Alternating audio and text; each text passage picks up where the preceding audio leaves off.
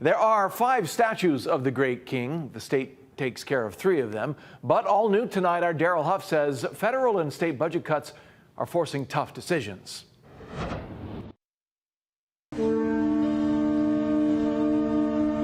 The traditional lei draping and regular maintenance for the state's 3 statues of Kamehameha the Great are funded in part with $50,000 a year from the State Foundation for Culture and the Arts through the Art in Public Buildings Special Fund.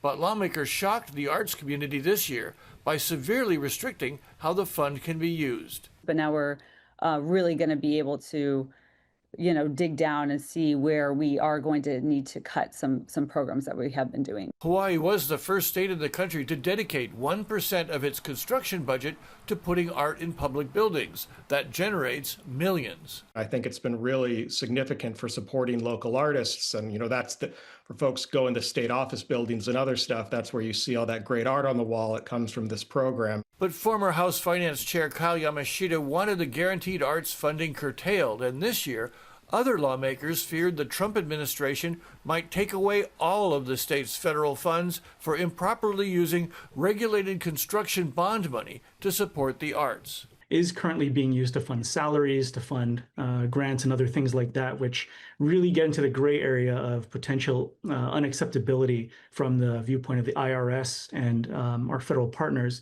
So we need to clean that up. At a Senate hearing, foundation officials say they were following federal rules, and arts advocates remained upset.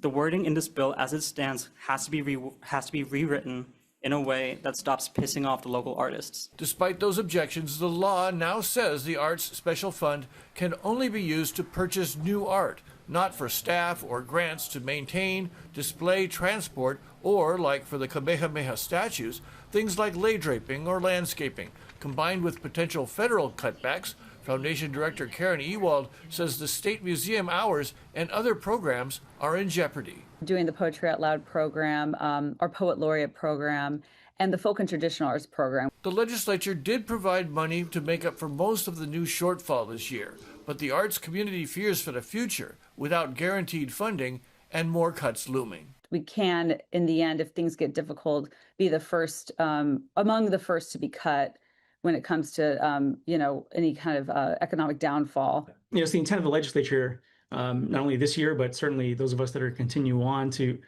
to fund arts at the same level or greater. Daryl Huff, Hawaii News Now.